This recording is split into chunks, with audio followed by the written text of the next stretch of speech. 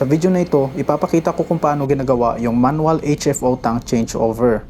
Makikita nyo rin yung actual pipe duct sa ilalim na barko, paano nililinya yung fuel transfer system, at bakit importante pa rin yung manual operations kahit automated na karamihan ng system sa mga barko. Nag-start ito na magkaroon kami ng HFO transfer pump long run alarm.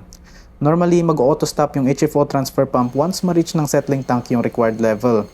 Pero napansin namin na matagal nang tumatakbo yung pump na hindi na tumataas yung HFO settling tank level. Usually, indication ito na wala nang laman ang consumption tank. Before changing over the tank suction, nilagay muna sa manual mode yung transfer pump.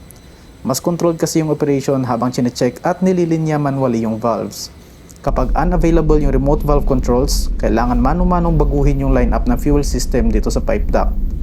Ito yung isa sa mga areas on board na bihirang makita sa labas ng engine department. From the current tank consumption 1S, manually naming sinara yung suction valve.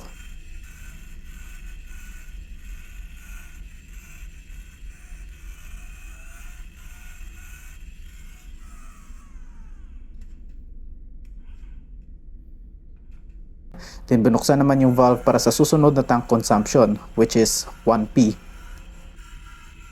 Sa fuel transfer system on board, importante na tama yung valve line up para maayos yung fuel flow papunta sa settling tank.